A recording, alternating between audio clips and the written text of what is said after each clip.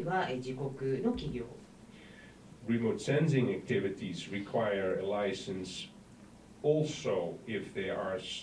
undertaken under the control of the United States. そしてリモートセンシングに関しましては、ライセンスは両方、そしてさらに管理というものも必要になってきます。But a satellite communications operator only needs a license from the US if operating from US territory.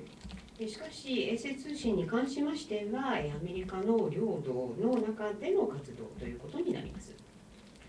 And finally, also South Africa and France make a difference between launching activities on the one hand and other space activities on the other. そして南アフリカとフランスにおいては打ち上げの際とその他の宇宙活動に関して違うオプションが取られております。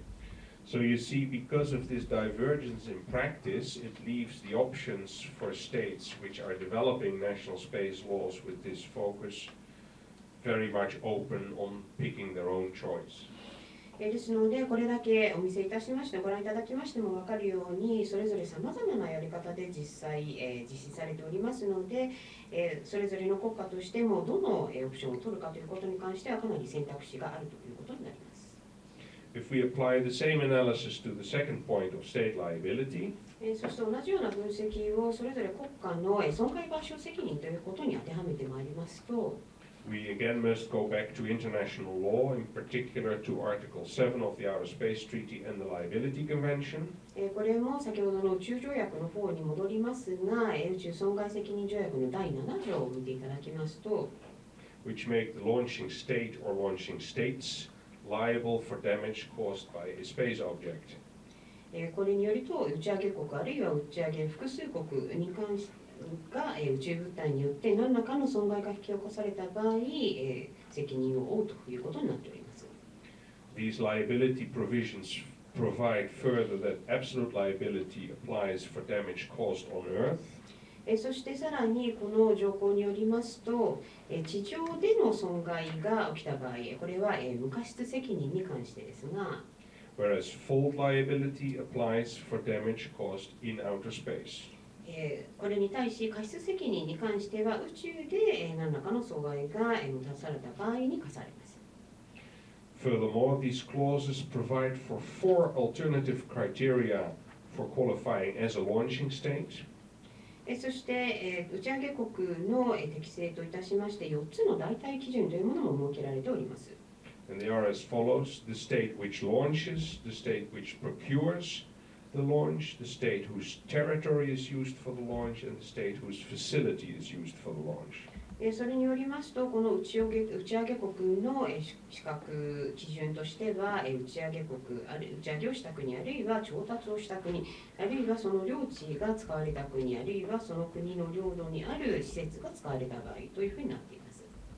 Then it is important to notice that the liability is without a limit to compensation, it's unlimited. そして、ここで重要なのは、この際の保証なんですが、限度が設けられていないと基本的にはなっております。And since it is the state which has to pay such international compensation, そしてこういった国際的な保証を支払わなくてはいけないのが、それぞれの国家だということから、it is important for that state to arrange, as part of the license, for derogation vis-à-vis the private operators, the licensees. 実際、ライセンスを与える際、それら民間オペレーターに対し、どのようにその保証をしていくか、補填をしていくかということが非常に重要になってきます。Now, if we look a little bit closer at this subject, we notice that there are various policy options in this regard for a licensing authority. このためにも、それぞれの条項をより詳しく見ていきますと、それぞれライセンシング当局としては、それぞれ国家に対し政策オプションがあります。which are sometimes included in the national space law.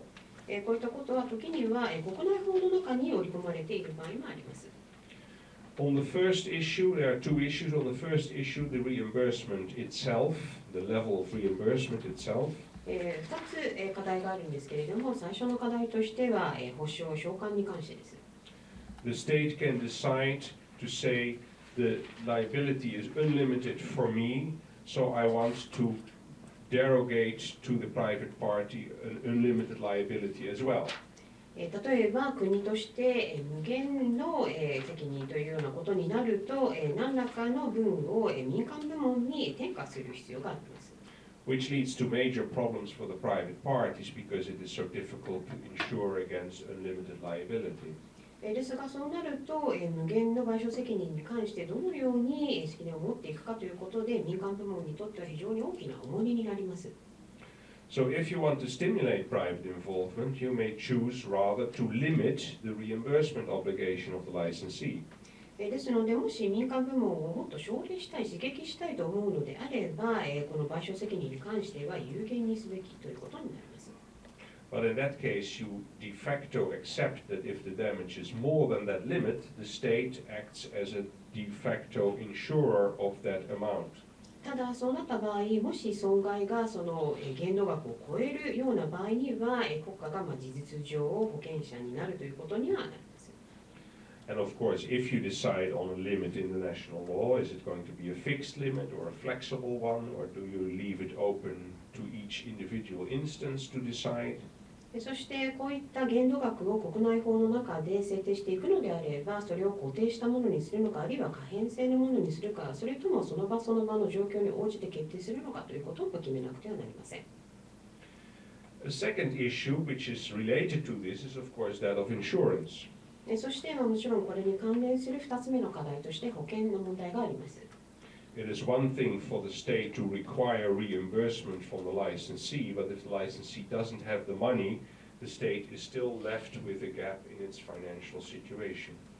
もし国家がライセンスを与えた、その許可を与えられたオペレーターに対して、そのオペレーターがきちっと損害賠償できないというようなことになると、その分の差、ギャップを国家が埋めなくてはならないことになります。So your normal option here would be to oblige for insurance, even if it means that you impose burdens upon the private party.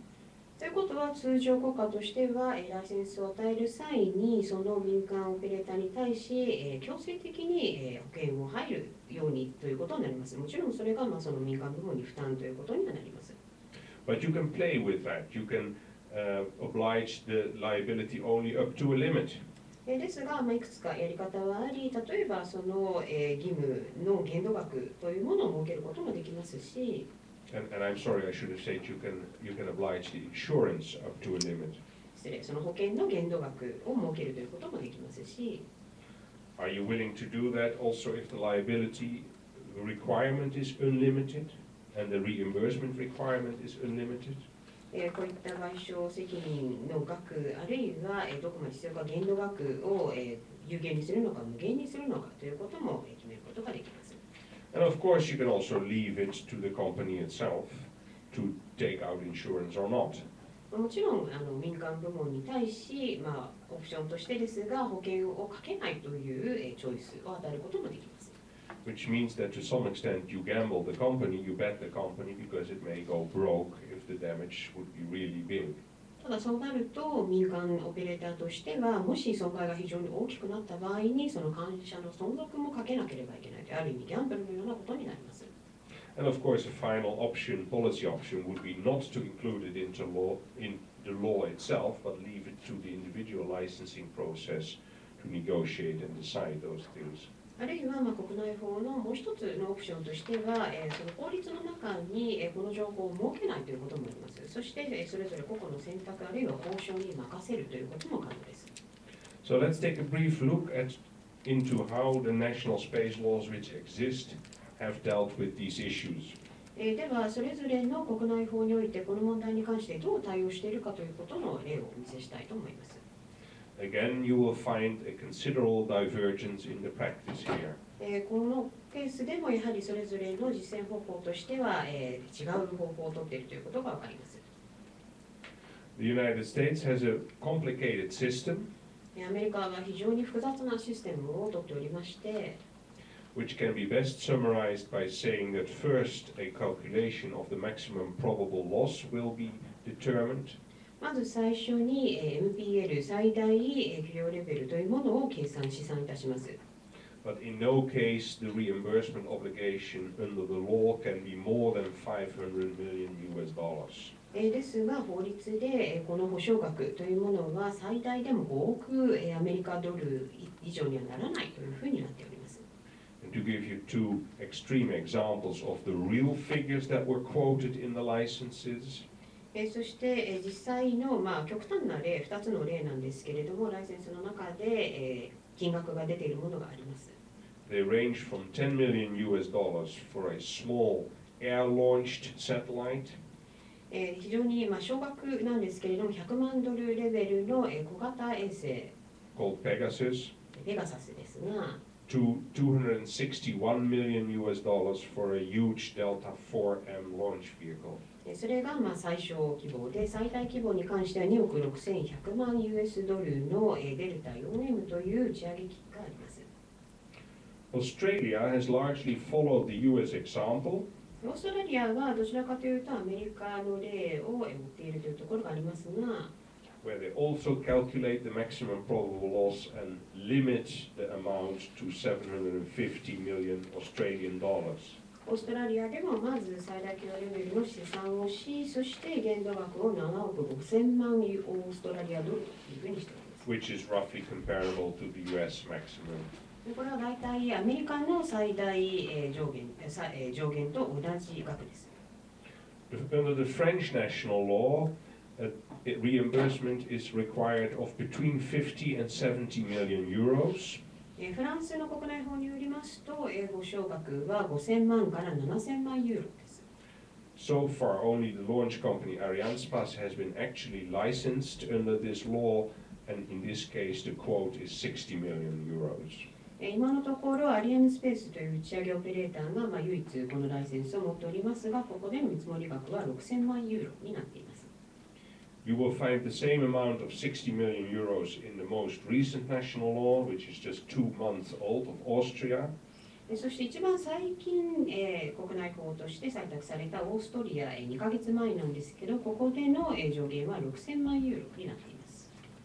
And by way of a final example, in South Korea, a maximum in the law is included of 200 billion won, and I must confess I don't know exactly how much yen that is today.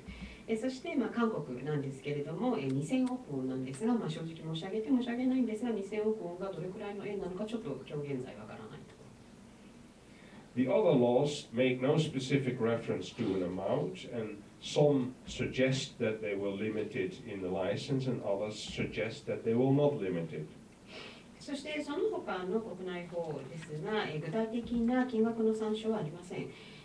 国によって、限度額を示唆しているところ、あるいは示唆していないところがあります。Performing the same level of analysis, comparative analysis on the insurance issue, we also see a large divergence. 保険の観点からも比較分析してみますと、これだけ大きな相違が各国でございます。These 5 countries, the United States, South Korea, France, the Netherlands, and Austria,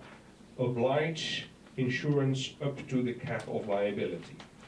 アメリカ、韓国、フランス、オランダ、オーストリアという5カ国においては、賠償責任の上限を設けた強制保険というふうになっております。In Russia, the liability in principle is unlimited, but the insurance will be up to a cap, to a maximum, which is not determined yet. ロシアに関しては、賠償責任は無限というふうになっていますけれども、しかしそれでも上限を設けようということになっておりますが、まだそこは未確定です。And Ukraine and Brazil essentially have a similar approach. ウクライナ、ブラジルでも基本的には同じアプローチをとっています。The United Kingdom also has unlimited reimbursement and the obligation for insurance. そして、イギリスでも保険に関しましては、保証は無限となっております。But in this case, the maximum insurance has been limited to a specific amount of 100 million British pounds. 賠償責任に関しては無限なんですけれども、保険に関しては、最大1億ポンドとなっております。Which is roughly 150 million euros or 200 million US dollars today. これはだいたい1億5000万ユーロあるいは2000万アメリカドルになります。In Australia, it depends on the type of license. Remember, there were 4 types of licenses in Australia. オーストラリアでは、覚えてらっしゃるかもしれませんが、4つ違う種類のライセンスがございましたので、ライセンスの種類によって違うということになっています。And finally, in Sweden, Hong Kong, South Africa, and Belgium, insurance is optional, at least as far as the law is concerned. そしてスウェーデン、香港、南アフリカ、ベルギーに関しては、国内法の下には保険はあくまでもオプションとなっております。The third element was to make sure that the operators, the licensees, have due qualifications to operate their space activities.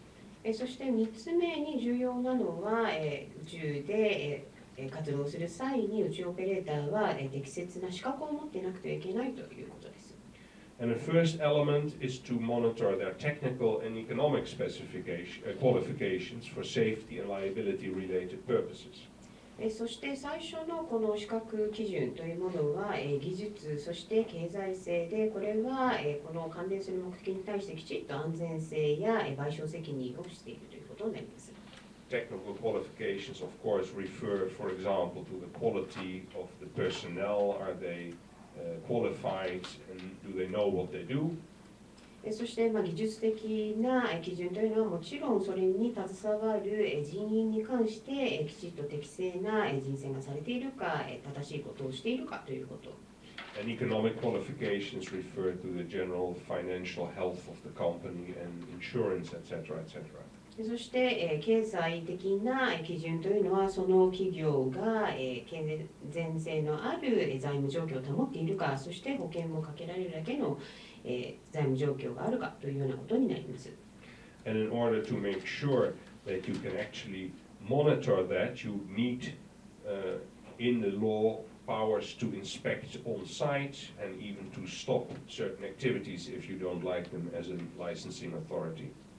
そしてこういったことがきちっと行われているかどうかを監視、モニタリングするためにそのライセンスを与える当局としてはさまざまな権限を持っています。これは現場における検査や査察、あるいは何かあったときに活動を停止させる権限を持っているということです。The national laws concerned, discussed, have generally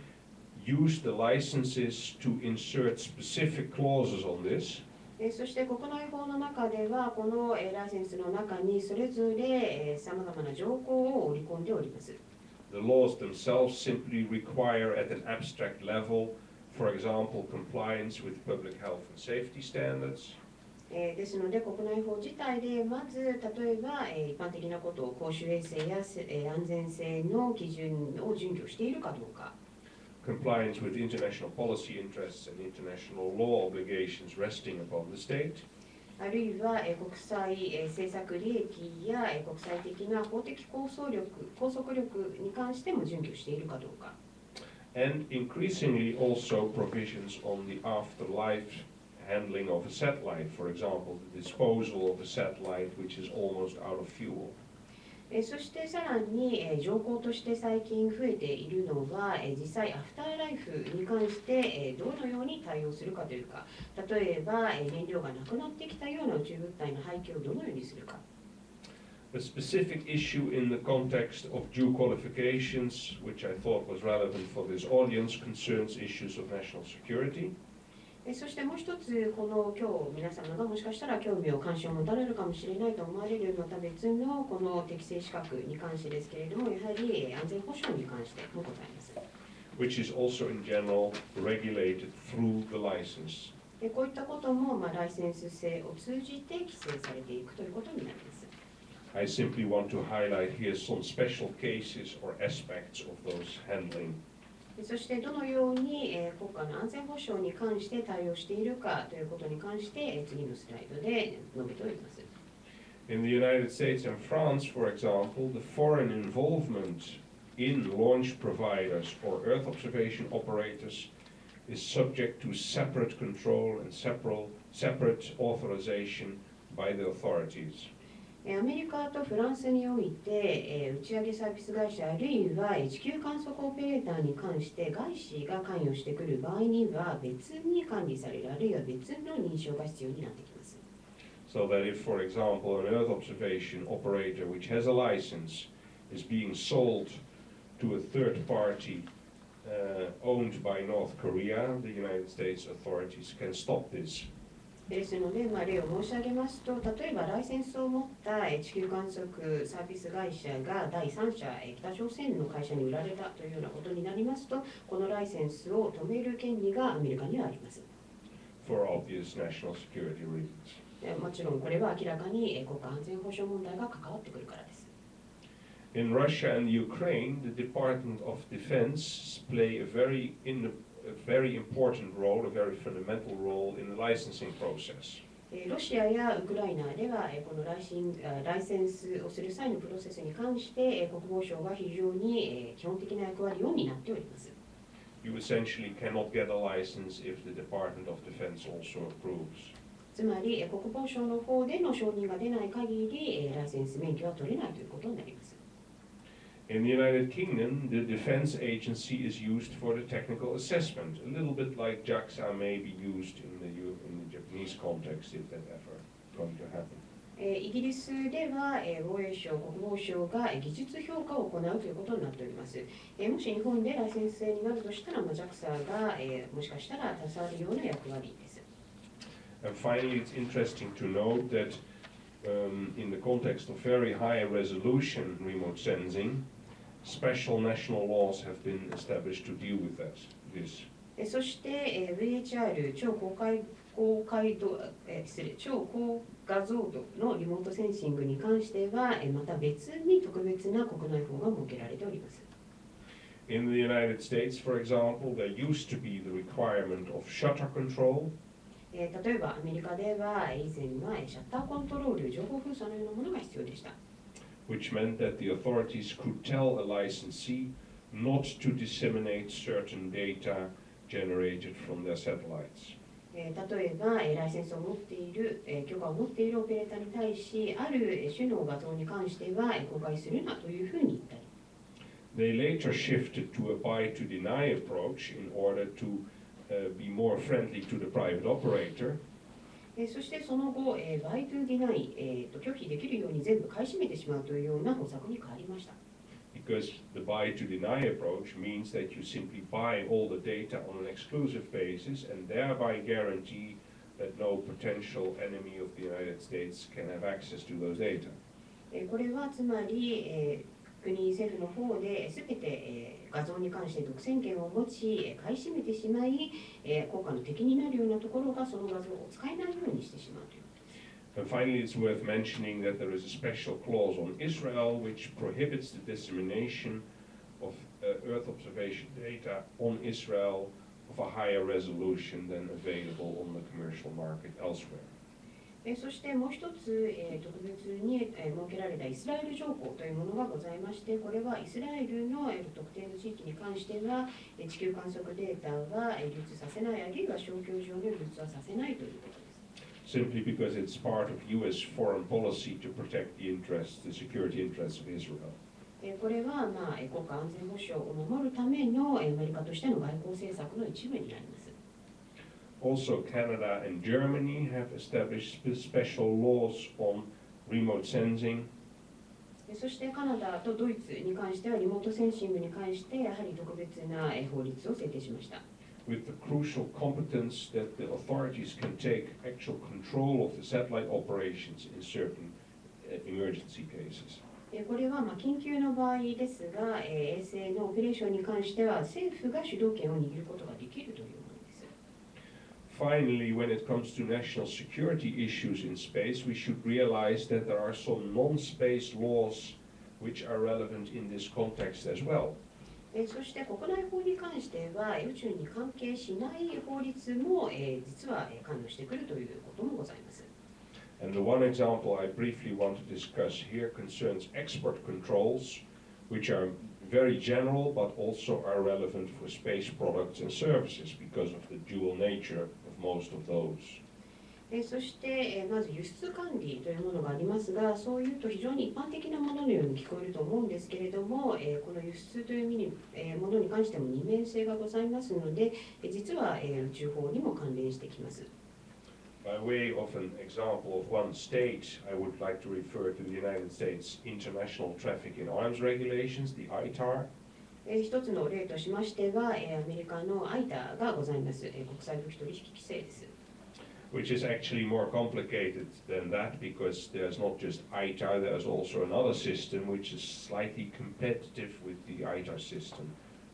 そしてこれがなぜ複雑なシステムになっているかというと、ITAR に対するもう一つ少し競合のような規制システムがあるからです。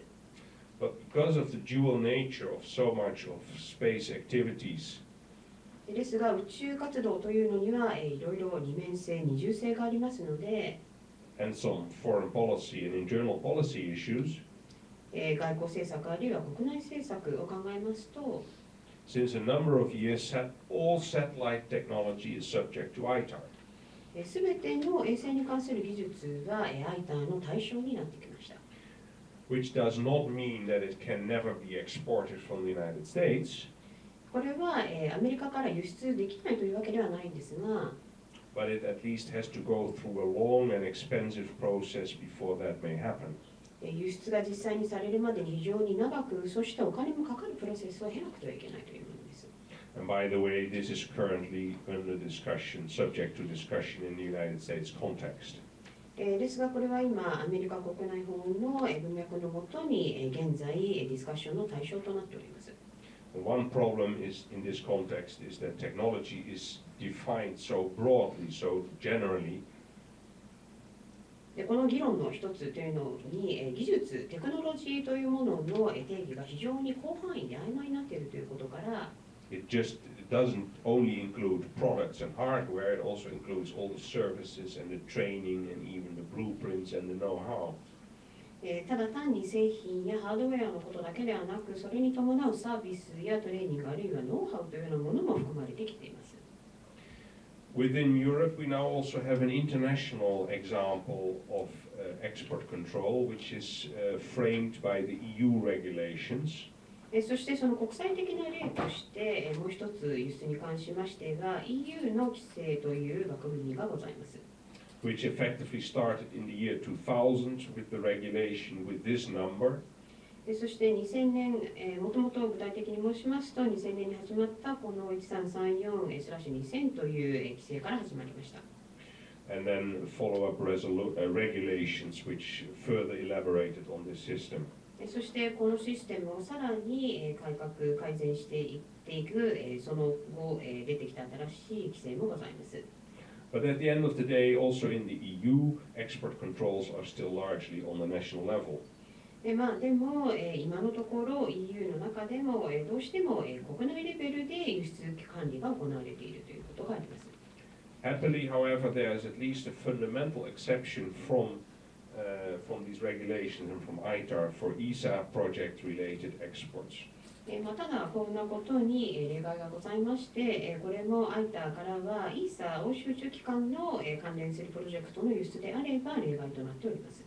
And I would like to apologize, I made a mistake here. It's not ITAR, it's the EU regulations. 失礼、そしてここの一番下なんですが、ITAR と書いておりますが、ITAR ではなく EU です。申し訳ございません。直してください。Of course, the United States doesn't have that much of an interest in ESA. 残念ながらアメリカもそこまで ESA に関しての関心は持っておりません。Then a few remarks on the fourth issue of licensing, the monitoring agency. そして4つ目にその監視機関ということに関して申し上げたいと思います。It is very important that you have a national agency or a national space agency with all the necessary monitoring and enforcement competencies. それぞれ国内宇宙機関を持っている、あるいは宇宙機関ではなくても国内機関としてこういった実行権限がどのように施行されているかということを監視、モニターすることは非常に重要です。And of course, you can take an existing agency and provide it with those competencies. もちろん既存の機関を利用し、こういった権力、あるいはこういった権限を与えるということもできます。Which has happened, for example, in France with CNES. 例えばフランスのクネスのようなケースです。Or you can establish a special agency for this purpose. あるいはこの特定の目的のために特別な機関を設立することもできます。Which has happened in the United States, where you have the Office for Commercial Space Transportation. これはアメリカで行われていることで、宇宙における宇宙輸送に関する事務所が設立されております。You need to provide such an agency with monitoring powers, こういった機関には監視権限を与える必要があります。such as the inspection of the sites, the facilities, the records, etc., etc. 例えば現場や施設、記録に関する検査。But you will also find in some circumstances, in some cases, further going competences. ですが、ある種のケースでは、より進行中の活動に関してもこういった権限が必要になります。The agency is authorized to step into the control room of the satellite and actually stop the ongoing activity or even order the satellite to be destroyed in exceptional cases. 本当に特別な例になりますけれども、こういった当局は今現在進行中、継続中の、例えば衛星のコントロールルームにも立ち入り、それを中止をするような権限も与えられます。But that's of course a policy choice. もちろんこれは政策的なことも管理してまいります。Then you need to match those powers with enforcement powers, the powers to provide sanctions and penalties. そしてこういった権限は実際の実行権限にもかかってきます。例えば制裁や罰則などです。And the powers referred to in the existing laws range from the suspension and cancellation of licenses to criminal liability and the impositions of fines or imprisonment penalties. これは既存の法律の中でどのように扱われるかということにもなりますが、一時停止やあるいはライセンスの取り消し、刑事責任、あるいは罰金の付加、そして懲役などにもかかってきます。For the final 20 minutes or so of my presentation, I would like to focus on a new development in the area of security. 私の後半の部分20分ぐらいかけて次に新しい分野、新しい安全保障に関する進展の話をさせていただきたいと思います。And would first like to briefly sketch the background to this new development. まず最初にこの新しい進展に関する背景をお話ししたいと思います。Where the first problem was that security in space could be discussed in the space context or in the security context. まず最初の問題として出てきたのは宇宙に対する安全保障なんですが、これを宇宙という観点の中で話し合うべきなのか、それとも安全保障という観点の中から話し合うべきかということから生まれました。And the discussion in this area was therefore subject to competition by two key entities. この議論というものは2つの重要な団体、あるいは団体の中の競争的なところから生まれてきました。On the one hand, there was the space body COPUOS, the Committee on the Peaceful Use of Outer Space.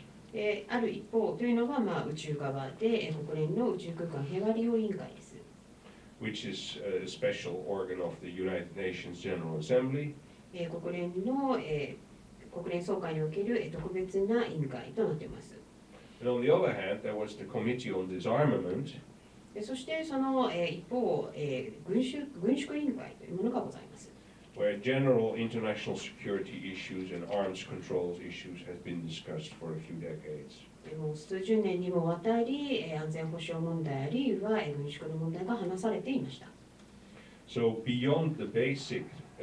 requirements, it was very difficult, turned out to be very difficult to develop further international arrangements on security in space. ですので、もちろんその基本的な要求というものはあったんですが、それ以上のことを話し合うのになかなか難しい状況になってきました。The 1967 Outer Space Treaty did provide for a few baseline rules in this regard. こういった観点に関しては、1967年の宇宙法により、基本的なルールというものは設定されました。Space activities should be in conformity with international law. They should maintain international peace and security. They should promote international cooperation and understanding. And there was to be no stationing of weapons of mass destruction. ここで書かれていることとしては、やはり宇宙活動は国際法を準拠するべきものであるということや、国際的な平和、そして安全保障を継続していくべきものである、あるいは国際協力、そして国際理解を促進するものであり、大量破壊兵器を置くようなものでは決してないというものでした。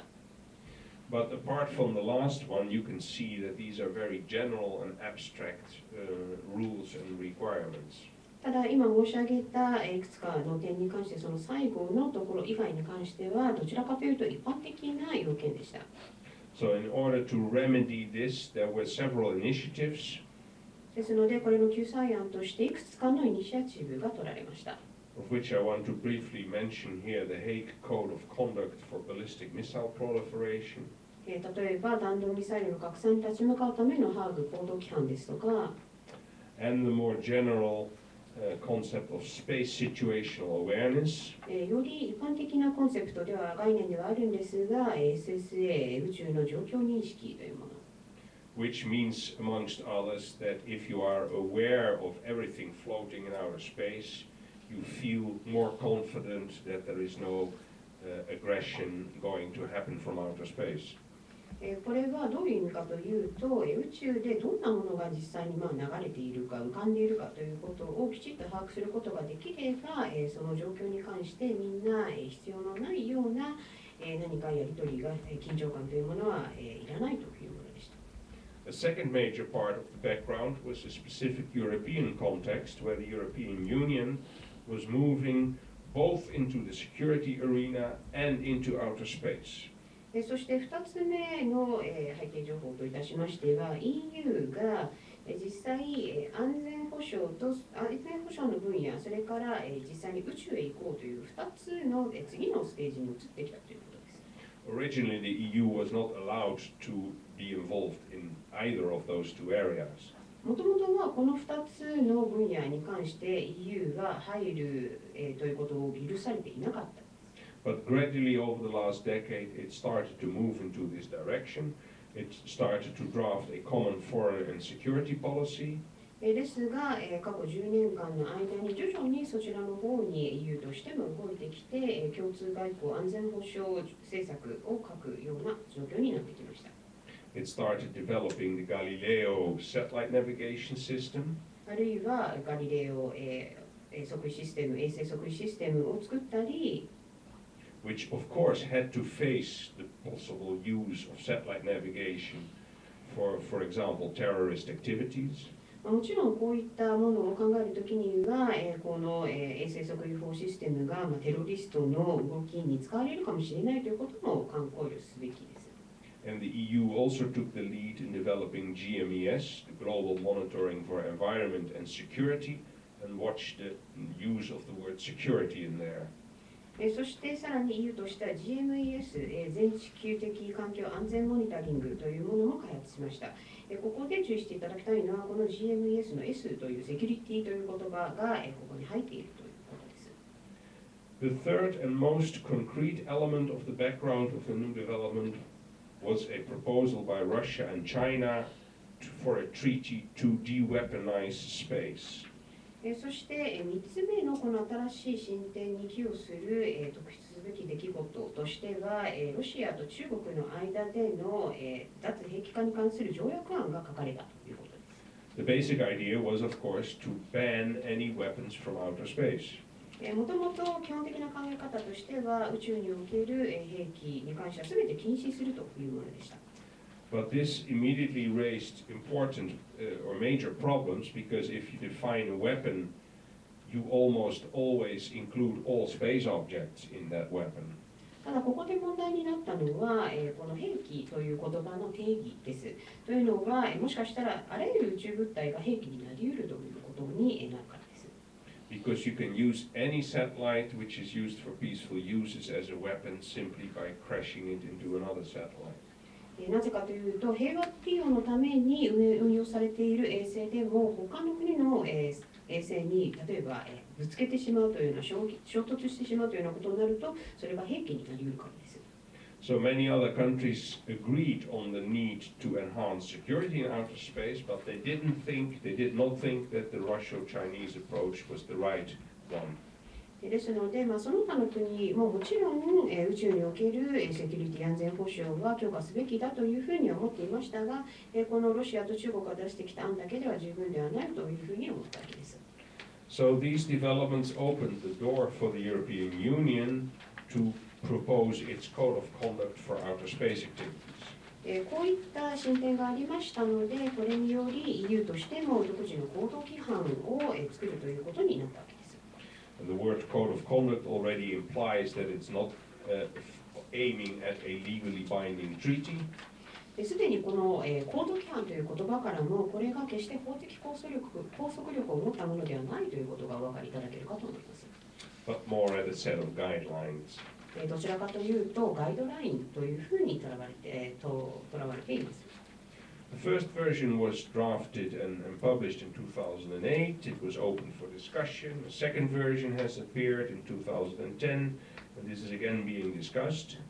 最初の初版に関しては2008年に発行され、そして議論されました。そして第2版が2010年に発行され、現在議論のことになっております。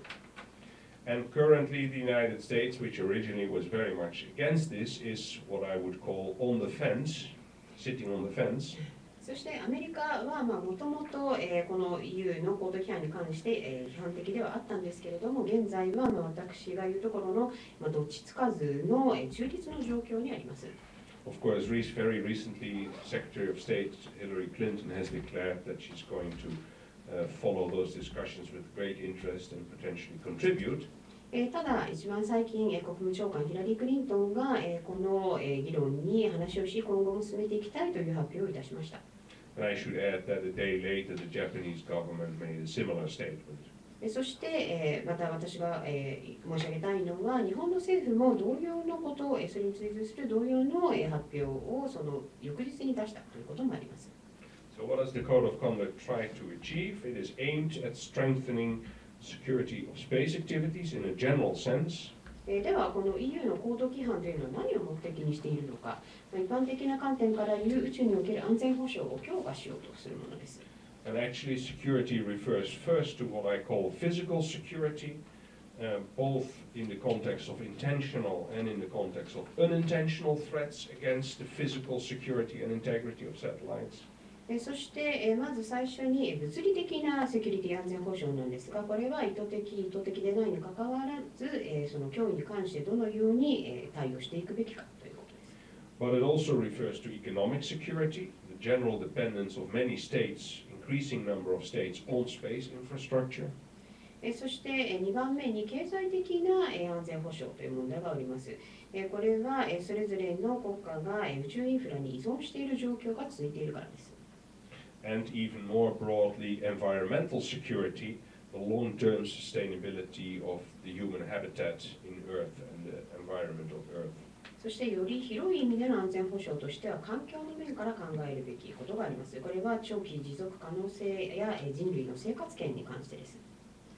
So what are the objectives of the EU Code of Conduct? では EU の行動規範の目的は何でしょう？ They are essentially to provide greater transparency and better information exchange to enhance the trust, and that's where these TCBMs, transparency and confidence building measures, are proposed and stimulated. 基本的にはより透明性を高め、そしてより良い情報交換をする、そしてその結果として透明性と信頼構築のための対策を立てていくということです。And this is not to be achieved, I repeat, by creating binding legal rules, but by the development of a set of best practices. そして、繰り返しになりますけれども、これはただ単に法的拘束力を持った何か取り決めをするというだけではなく、いくつかの成功事例を組み立てていくことにより開発されていくものであります。There are three ruling principles here. 3つの規定原則があります。The first is the freedom of access to space for peaceful purposes. まず最初に平和的目的のための宇宙へ自由にアクセスできるということ。The second is the preservation of the security and the physical integrity of space objects. そして2番目には安全保障を守るということと、それとともに宇宙物体の保全をするということ。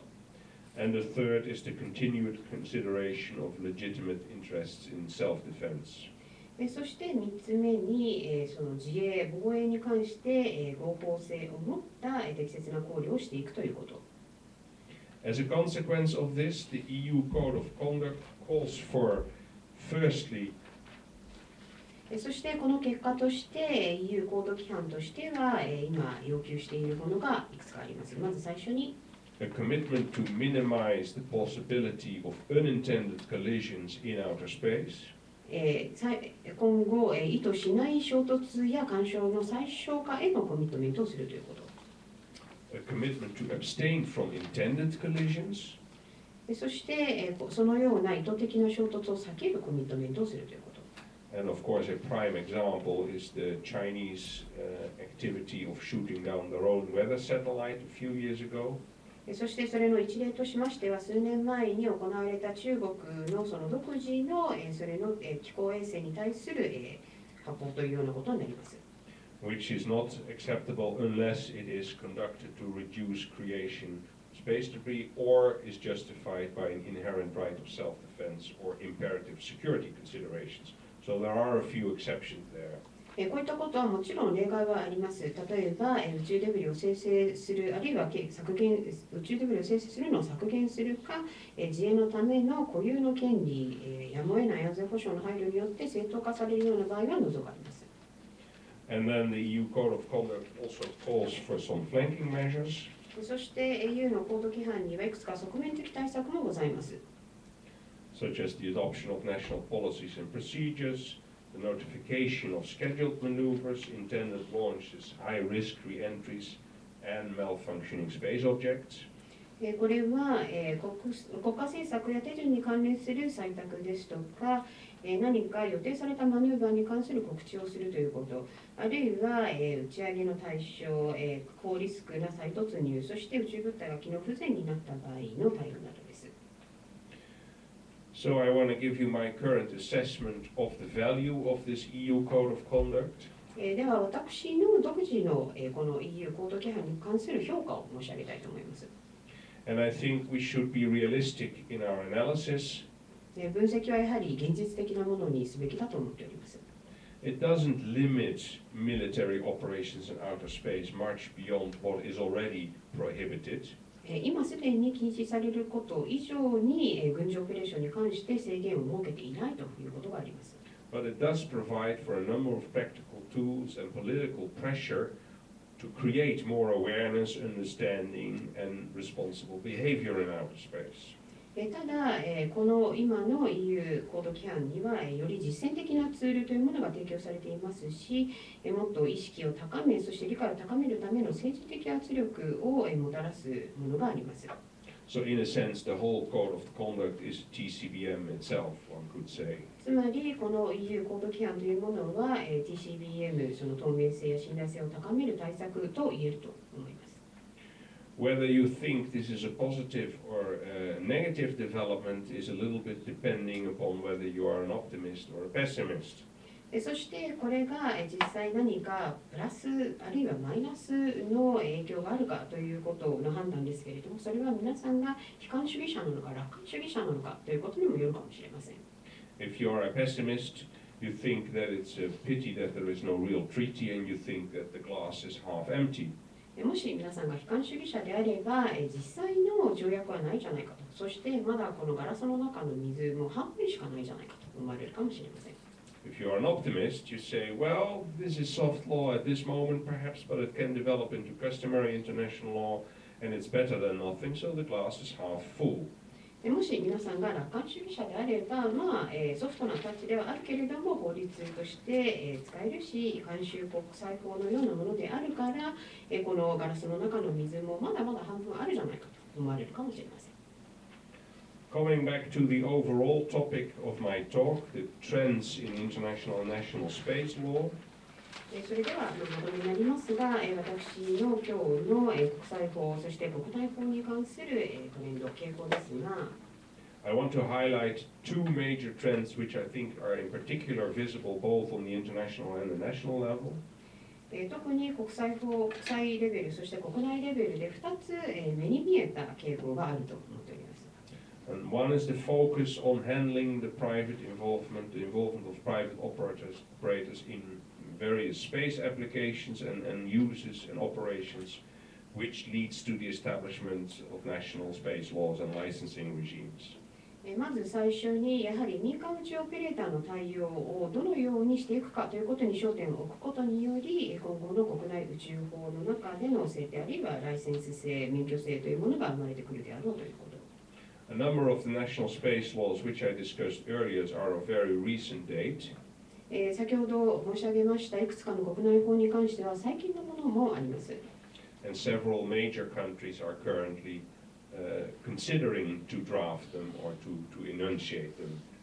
そしていくつかの国は今後国内法を制定しようということで今案を出してそして始めていこうと思っているところもあります。And they may include such countries as Germany, Italy, India, Nigeria, and perhaps also Japan. これらの国はドイツ、イタリア、インド、ナイジェリア、そして日本も含まれているかと思います。And of course, these laws do not only monitor and control those activities, but may also be used to guide or stimulate those activities. そしてこういった法律はただ単に宇宙活動を監視し管理するためのものではなく、実際にガイドとなり、そして刺激策となっていきます。By giving tax breaks or by sharing liability and providing for insurance, etc., etc. こういった奨励刺激案としては、税控除にもなる場合もあれば、法的責任、賠償責任を共有すること、そして保険のことなどがあります。And the other major trend I notice is the focus on a practical approach in handling threats to space security and space debris issues in the broadest sense. そして2つ目の傾向としては、最大範囲での宇宙安全保障への脅威を実践的に取り扱っていこうということに焦点を置いているということです。And with practical, I mean not immediately go for the most ambitious goal of treaties. そしてこの実践的というふうに申しましたけれども、これはその最も野心的な目的である条約にすぐ飛びつくというわけではなく、But start at a much more practical level, such as with the guidelines on space debris by the Interagency Debris Consultation Committee. より着実なできることからやっていくということ、例えば国際宇宙機関間のデブリ調整委員会によるガイドラインですとか、or the EU Code of Conduct in the context of space security. 宇宙の安全保障という文脈の中での EU の行動規範です。And with that, I would like to thank you for your kind attention. これで私のプレゼンテーションを終わらせていただきたいと思います。And I would like to thank the interpreter for her excellent work. ご清聴ありがとうございました。はい、ありがとうございます。それでは質疑応答に移りたいと思います。質問ある方は手を挙げていただきまして、マイクもありますので、社名、お名前をおっしゃってからご質問をお願いいたします。ご質問いかがでしょうか。勉強会ですから、少し聞きますか。はい、どうぞ。朝日新聞の松尾と言いますけれども、特に中国に関する言及がほとんどなかったんですけれども、今日の興味深いお話の中で、中国というものの存在をどう考えたらいいのか、一つリマークいただけるとありがたいです。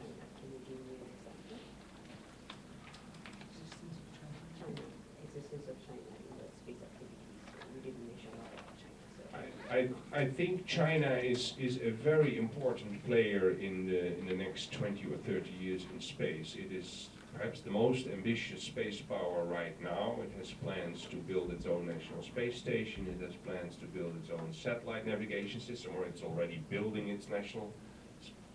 satellite navigation system. And it's also trying to go for the moon. 中国というのは今後宇宙ということを見た上で20年、30年非常に重要なプレイヤーになってくると思います。非常にその野心的な、国でもありますし、その中国としての独自の宇宙ステーションを作ろうという計画もありますし、すでに中国独自の衛星測位システムを持っています。そしてさらに最後はThey want to also go to the moon. それから月に行こうと思っています。It is, of course, very difficult from the outside to judge the true intentions and interests of China in a number of respects. ただ、いくつかの観点から申し上げて、中国がじゃあ本当は何を意図して、やろうとしているのかということに関しては、なかなか判断をするのは難しいということもあります。But I still think it's very important to try to follow as closely as possible what is happening there and to try to cooperate and consult with them as much as possible. ですが、それでもやはり何をしようとしているかということをできるだけその近い状況でフォローアップしていくことも重要だと思いますし、何か必要であれば協力をしたり、コンサルテーションをしたりということも重要だと思っています。And I also see some hopeful signs in this respect. さらには、どうしても科学、サイエンスという意味でも、いくつかの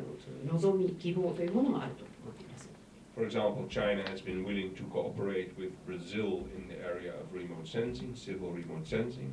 例えば中国は、レモートセンシングの分野においてブラジルと今協力体制を取ろうというふうにもしています。And then while there was this rather unfortunate target practicing in outer space a few years ago, そして、数年前に宇宙においてどちらかというと不幸なことですけれども出来事はございました。I have a distinct feeling that China itself was very much embarrassed by that as well. それに関しても私独自の見解ですけれども、中国政府自身も、よくは思っていないというふうに思っております。That this was an action which was conducted by the Chinese military without due internal consultation of the other members of the Chinese government, the other parts of the Chinese government, including the space establishment. この、実際行動というものは中国軍の、独自の見解に基づいて行われたもので、中国の他の宇宙機関からのコンサルテーションあるいは相談などがなく行われたのではないかと思っております。And of course they will never admit in public this internal miscommunication or strange interaction, but I see a certain willingness after that to try and work together still with the rest of the international community. そしてもちろん中国政府としては公にこのことを認めたくないとは思うんですね。その内部で何らかのミスコミュニケーションがあったとか、ちょっと奇怪なやり取りがあったということは公には認めませんが、その後、それでも国際社会とあるいは他の国際機関と、宇宙に関して、もっと一緒に進めていこうという意欲が見られました。I hope that answers your question. これでお答えになってますでしょうか。はい、他のご質問いかがですか。いかがでしょうか。はい、NVS の金子と申します。よろしくお願いします。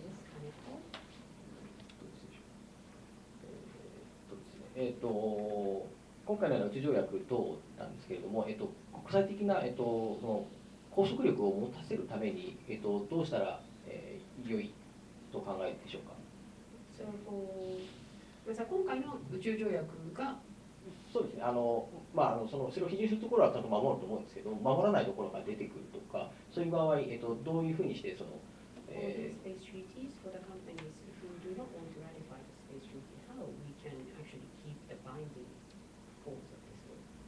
That is a very good and important question. 非常に良い質問ですし、重要な質問だと思います。Because firstly, we should realize that the companies themselves are not bound by the treaty. The treaty only applies to states. なぜかと言いますと、まずその民間企業に関しては法的拘束力はないんですね。これはやはりその国家間での条約ですので。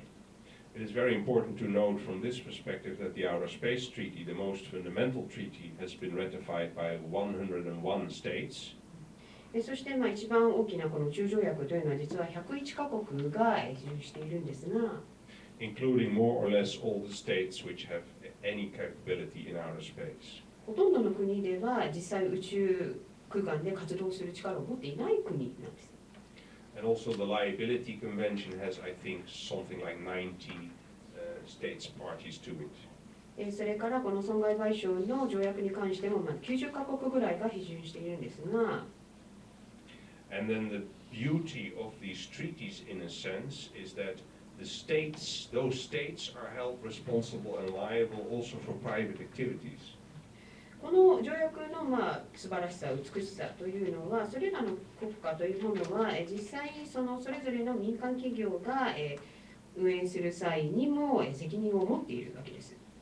So third states do not have to worry about national space law binding the companies to the obligations of these treaties. They can directly hold the states responsible and liable for that. ですので、その第三国としましては、その国で独自の国内法を持っているかどうなのか、そういったことはあまり気にせず、それぞれの国におけるその法律というものを守る、あるいはそこを気に留めておけばいいということがあります。So that transfers the burden to actually make sure that the companies comply with the Outer Space Treaty and the Liability Convention. That transfers that burden to that particular state. ですので、ある民間企業が何かしなくてはいけない宇宙活動に関してある程度の責務を負う際に、その活動を行う国に対してこの責務あるいは負担というものを転嫁することができる。If it allows these private companies to go ahead without any control, without any licensing, without any national law, そしてもしこの民間企業がライセンスあるいはその国内法に関して何も気にしなくていいというようなことになると、 if these activities will then violate the rights of other states or their companies, 他の国の法律に違反をしたりあるいはその企業にとって良くない状況になります。it is the first state which has to carry the consequences. ということは、その第一国がその結果を全部負うというようなことになるわけです。For example, the state will have to pay the damage caused by a space accident. 例えばその第一国になった国が宇宙空間で起きた損害に関して責任を持つということになります。So that's what I call the beauty of the space treaties. そこを私がこの宇宙条約の美しさというふうに呼んでいるんですけれども、そのいろいろ責任がどんどん転嫁されていくというようなところです。I hope that answers your question. これで質問に答えておりますでしょうか。ありがとうございます。Thank you very much. はい、他のご質問いかがですか。はい、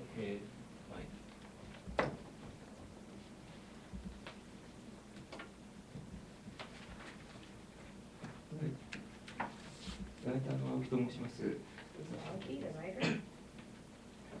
今までの先生のお話を伺いますと、例えば民間での宇宙活動、それに万一何か事故とかあった場合に、一定の限度額は民間企業に負わせるものの、それを超えるものは効果が負うということだと思うんですけれども、ちょっと個人的な意見ですけれども、民間企業というのは利潤追求でやってるわけですから、それで、成功しただけの利益を自分たちで独占して、で何かあった時のツケを国家、つまり税金に回すっていうのは、ちょっと個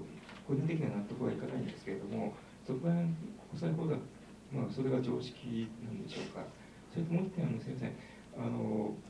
今の国際宇宙ステーションが2020年までとりあえず運用ということで、その後、どうするかまだ決まってないようですけれども、最終的に廃棄となった場合に、旧ソ連のミールを参考に海に落とすっていうことを聞いたことがあります。ただ何分規模があまりにもでかいので、まだその技術が確立されてないということも聞いたことがあります。で、そこら辺、毎日海だけじゃなくてですね、地上で何か被害が起きたりとか、また海上であっても船舶に被害があったりとか、そういう毎日のことがあった場合、どうするのかみたいな取り決めとか、そういう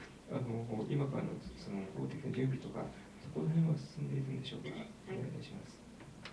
So there are two questions. Yeah. One is that, so according to what I've heard from you, if the private operators are having the space activities and if there's an accident, then they will be responsible to the certain limit. And then if it exceeds that limit, then the states would actually be responsible for that. But the private company, they are looking for the profit.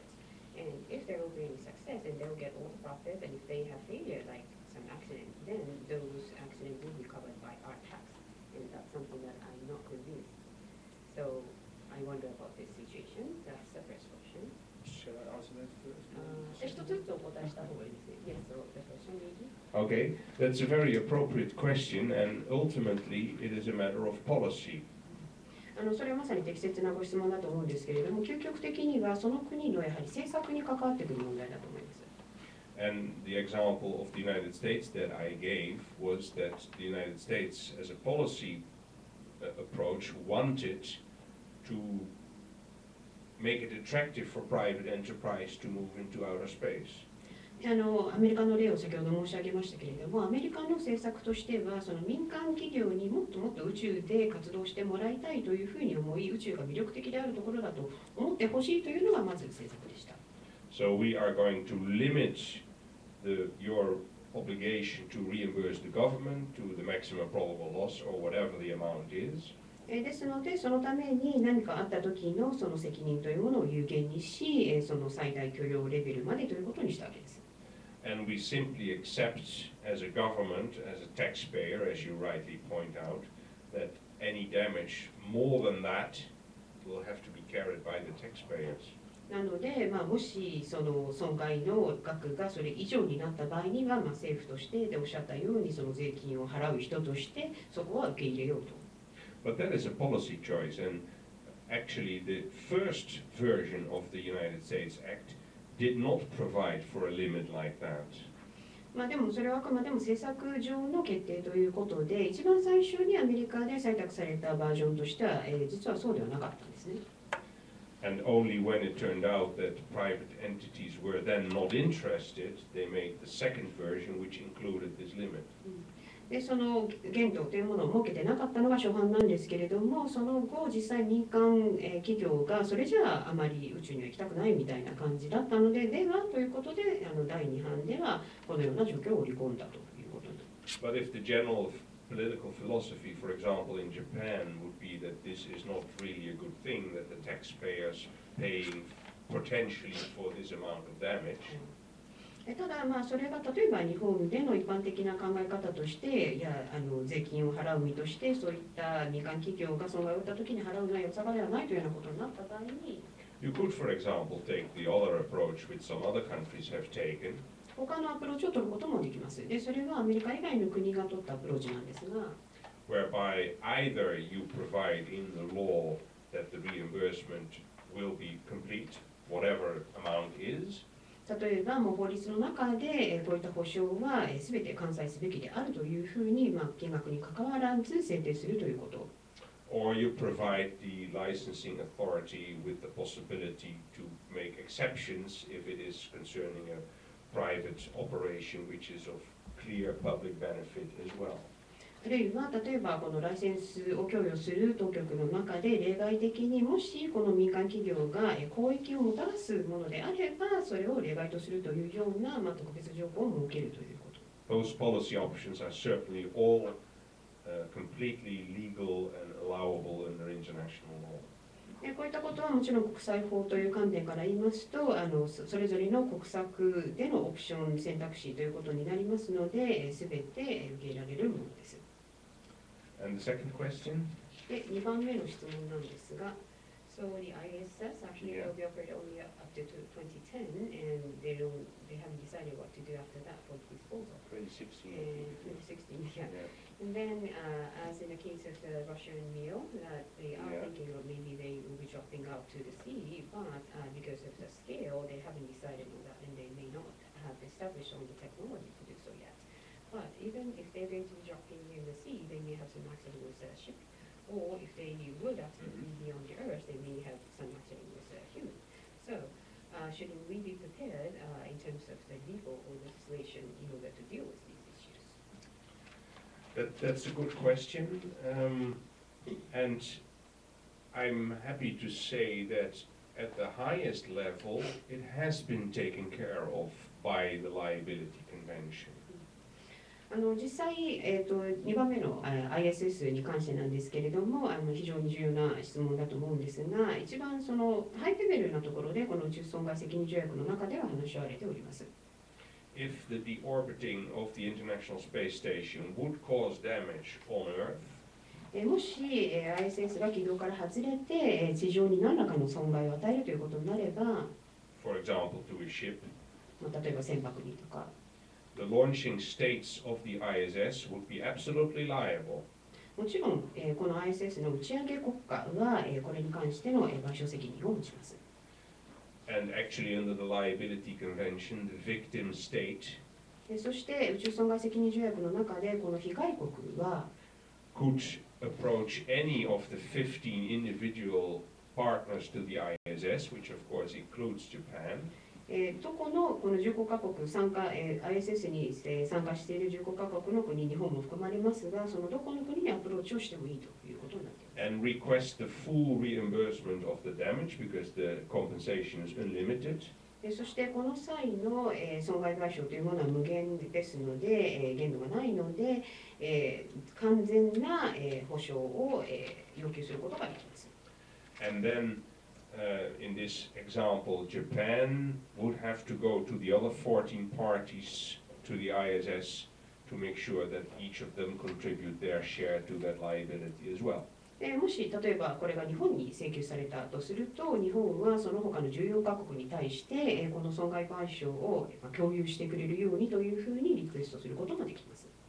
And of course, it would also work the same way if the victim would first approach the United States or Russia or in the Netherlands. もちろんこれは被害国がアメリカやロシアやあるいはオランダに最初にアプローチしたとしても同様で、その国から他の国に対してこういったリクエストを出すこともできます。So for third-party victims,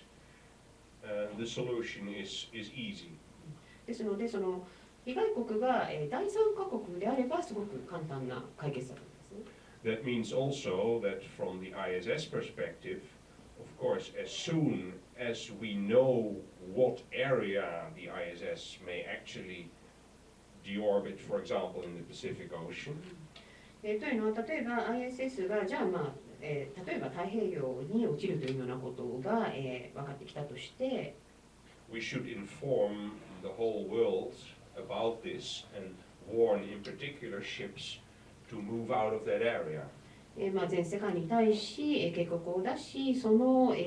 海の一部に当たるところを運航するような船舶に関しては、そこから出るようにという警告を出します。And if ships then ignore that warning, でももしその船舶がそういった警告を無視したら、and get hit, で当たったとして、that might exonerate the launching states from part of their liability. そうすると、その打ち上げ国、責任がある打ち上げ国も賠償責任の中からある程度の部分を、その責務を負わないということになります。Because the victim then obviously contributed in a sense to the damage taking place. これはなぜかというと、被害者が明らかにここでは危険があるということが分かっているのに、それに伴う行動を起こさなかったからです。It would be a different issue if the fishing vessel in our example would not, for example, be a Chinese fishing boat. China is not a partner to the ISS. 例えば違う例で、その中国と ISS に加盟していない国の漁船が被害をあった。But if it would be a Japanese fishing vessel, for example, because Japan is a party to the ISS. そしてそうではなく、日本という ISS の加盟国である日本の漁船が被害に遭った場合。And here there are some regulations which I won't go into detail in the ISS intergovernmental arrangement and the inter-party arrangements which deal with that.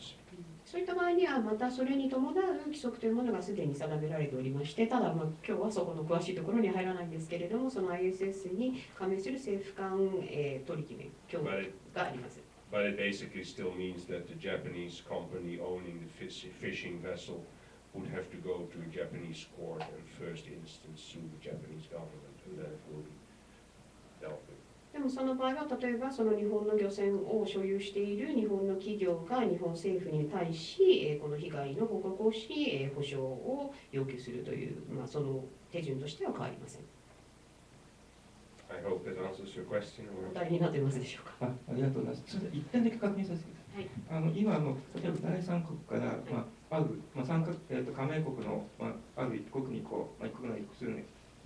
賠償責任請求されたと、でそこの国だけでは追えないんで参加各国に共有してくださいとお願いすることができるということですから、そうなった場合に他の国がですね、嫌だと拒否することがあるんでしょうか。またこの辺何か取り決めが拒否できるやつがあるんでしょうか。So my question to confirm is that you had mentioned that if this victim country had actually asked, for example, launching country Japan to be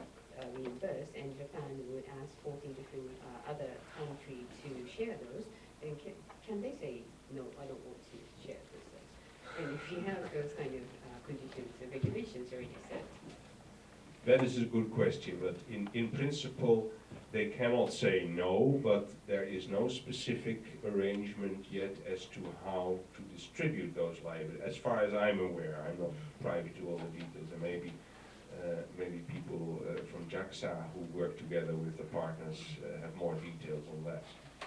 基本的には、そういったことは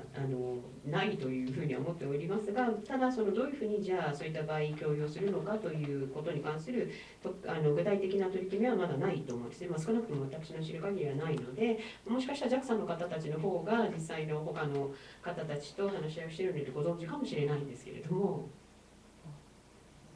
じゃあ、さん何かありますか。So, they're asking JAXA. 何かあります。国際部からない。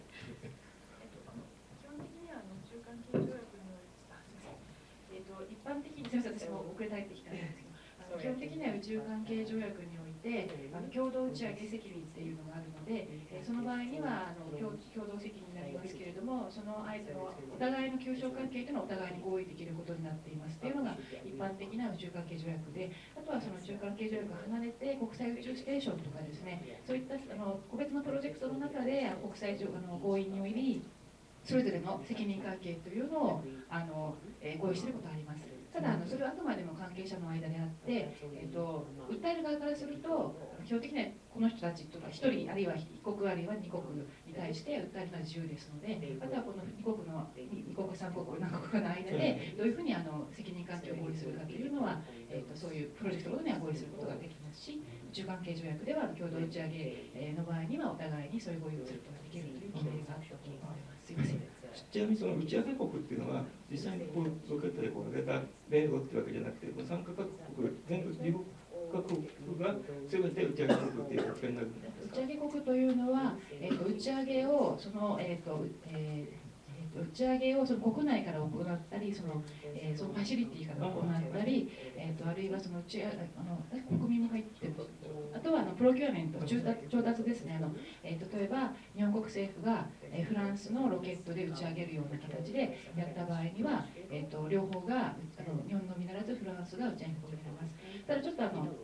微妙なケースが出てくるのが、民間の商業ベースの活動の場合に、国がプロキュアしているのか、国がそのフランスに頼んでいるのか、っていうところが、結構重要でですね、宇宙条約というのは国が民間の宇宙活動を許可及び継続的な、監督をするっていう義務を負ってるんですけれども、日本の場合はそこがきちっとライセンス制度ができてませんので、日本のあるその企業が例えばアリアンのロケットで打ち上げた時に国がそれを事前にそういう調整を受けてですね、国が一応プロキュアしたという形でデモ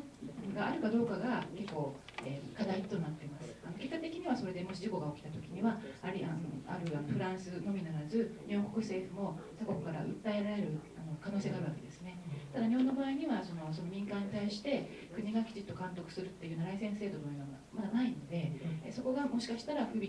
があって国が知らない間にそういうその民間のサービスの民間の宇宙活動が先に進んでしまっている可能性はあるかと思います。このことは今後そこら辺詰めていくとそういうような議論は政府の部局で行われているというふうには伺っています。